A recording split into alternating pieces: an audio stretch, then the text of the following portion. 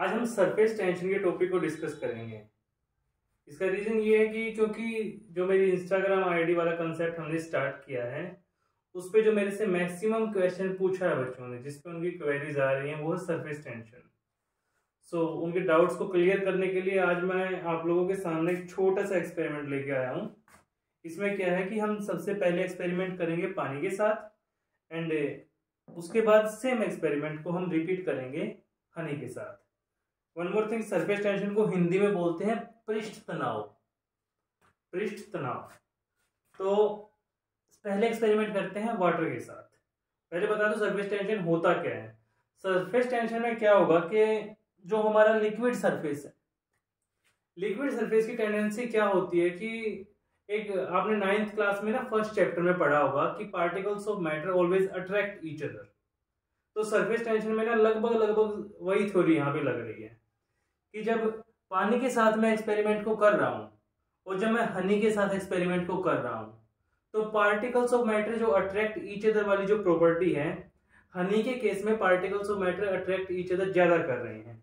मतलब इस हनी के यानी कि शहद के जो पार्टिकल है ना, शहद के पार्टिकल्स के बीच जो फोर्स है वो बहुत ही ज्यादा स्ट्रॉन्ग है, इसलिए वो टमाटर को डूबने नहीं देगा।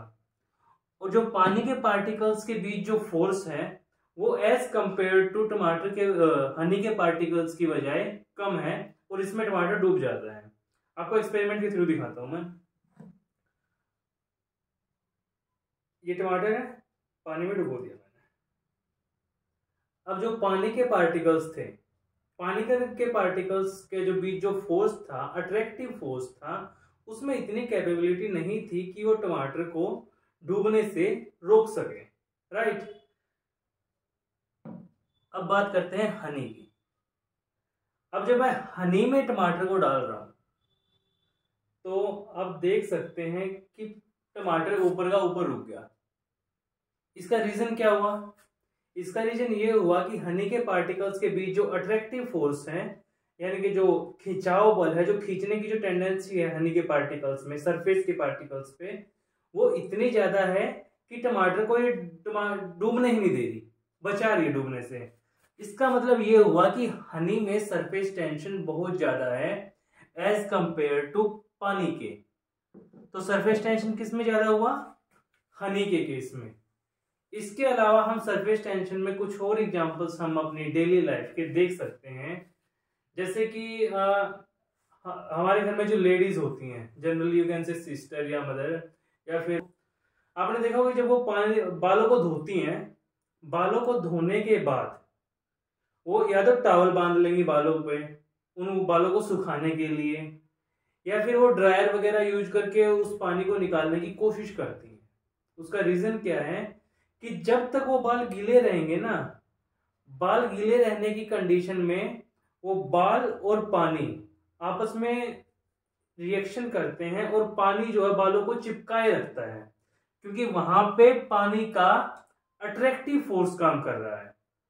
अट्रैक्टिव फोर्स की वजह से हो क्या रहा है कि जो लेडीज ने बाल भिगो रखे हैं वो चिपके हुए हैं, और चिपके हुए तो मतलब and the another thing is, तो जब उन बालों को हम ड्रायर मारते हैं तो आपने देखा होगा पानी के पार्टिकल्स सारे के सारे निकल जाएंगे, और जैसे ही पानी के पार्टिकल निकल जाएंगे तो बाल हवा में लहराना स्टार्ट हो जाते हैं।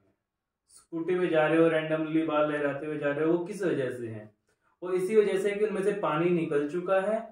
तो जो सरफेस टेंशन क्रिएट हो रहा था पानी की वजह से, अब वो खत्म हो चुका है, और बाल जो बिखर गए हैं, खुले हुए हैं, और इस वजह से वो लहरा पा रहे हैं। तो this is all concept that is totally related to surface tension, पृष्ठ तनाव। सरफेस टेंशन का अब दूसरा एग्जांपल अगर हम लें तो जैसे मच्छर ले सकते हैं हम। मच्छर जब पानी में बैठता है, आपने देखा होगा कि मच्छर पानी में डूबता नहीं। क्यों नहीं डूबता मच्छर पानी में? मच्छर पानी में इसलिए नहीं डूब पाता क्योंकि जो पानी जो है ना, पानी जैसे पानी ने टमाटर को डूबने दिया और हनी ने टमाटर को डूबने नहीं दिया, तो वहां पे पानी जो है वो मच्छर के लिए हनी का काम कर रहा है। मतलब पानी के पार्टिकल्स के बीच में जो फोर्स है वो मच्छर को डूबने से रोक लेता है। That is surface tension. तो वहां पे पानी का सरफेस टेंशन इतना इनफ हो जाता है कि वो मच्छर को डूबने नहीं देता। फोर्थ एग्जाम्पल, हम शेविंग ब्लेड का एग्जाम्पल ले लेते हैं।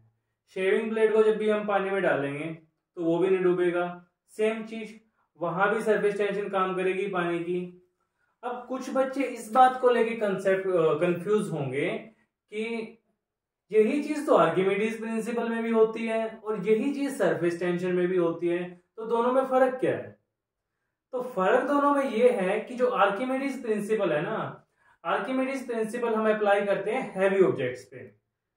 जैसे कोई इंसान ने समुद्र में छलांग लगा दी तो वहां पे डूबना चालू हो जाएगा, जाहिर सी बात है, अगर उसको तैरना नहीं आता तो वहां पे आप सरफेस टेंशन नहीं बोलोगे, वहां पे वो डूब रहा है, वहां पे आर्किमिडीज प्रिंसिपल लगेगा। सी में कोई शिप जा रहा है, वो डूबना स्टार्ट हो गया, वहां पे आप सरफेस टेंशन अप्लाई नहीं कर सकते, वहां पे आर्किमिडीज ही लागू होगा।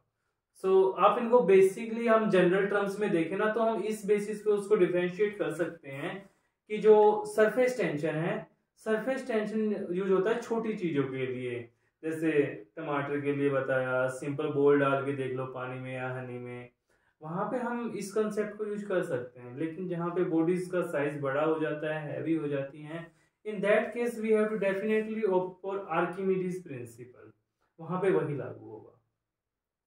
अब सिंपल कुछ कंसेप्ट आते हैं कि जैसे कि हम सरफेस टेंशन को टेम्परेचर के साथ रिलेट करके बताने की कोशिश करते हैं। जैसे जैसे टेम्परेचर बढ़ेगा, क्या लगता है सरफेस टेंशन बढ़ेगी या घटेगी? जैसे हम फ्रिज में किसी ऑब्जेक्ट को रख दें, जैसे मैं फ्रिज में इस पानी को रख दूं और शहद को भी रख दूं, आपने मान लो फ्रीजर वाले पोर्शन में दोनों को रख दिया। फ्रीजर वाले पोर्शन में जब आप जैसे इन दोनों को रख दोगे तो ये बिल्कुल कोल्ड हो जाएंगे, ठंडे हो जाएंगे। उस टाइम पे अगर आप पानी में टमाटर डालोगे तो क्या टमाटर डूबेगा? नहीं डूबेगा ऑब्वियसली, जस्ट बिकॉज क्योंकि इसकी बर्फ बन चुकी होगी। बर्फ बन चुकी होगी तो मतलब जो पार्टिकल्स के बीच में जो फोर्स है, अट्रैक्टिव फोर्स है, वो इतना ज्यादा हो जाएगा कि वो टमाटर को डूबने ही नहीं देगा।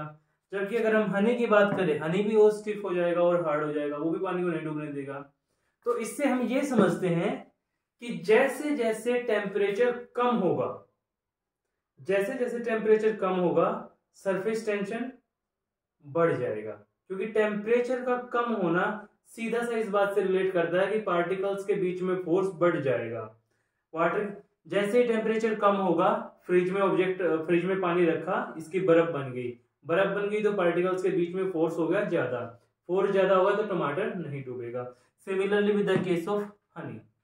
सो this is all about surface tension, जिसको आप डेली लाइफ से भी समझ सकते हैं और किताबी डेफिनेशन आप रट्टा मार सकते हैं, वो एनसीईआरटी वगैरह में दी गई होगी। मतलब इतना सा होता है कि जो सरफेस टेंशन वो होता है कि जो रेस्ट पे जो हमारा लिक्विड होता है ना, उसमें टेंडेंसी होती है पार्टिकल्स को अट्रैक्ट करने की।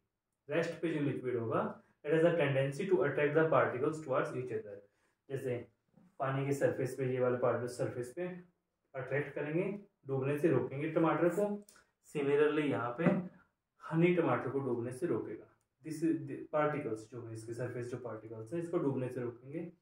That is surface tension. I hope आप लोगों का सरफेस टेंशन का डाउट क्लियर हो गया होगा। एंड अनदर डाउट्स जो भी आप भेजना चाहते हैं मेरे पास या मुझसे समझना चाहते हैं, इंस्टाग्राम आईडी मैंने अपने नीचे दे दी है, आप वहाँ पे देख सकते हैं। एंड टाइमिंग जो होगी इंस्टाग्राम आईडी वो मैंने बता ही रखी है, शाम को 8:30 से 9 बजे के बीच में आपको रिप्लाई कर दूंगा।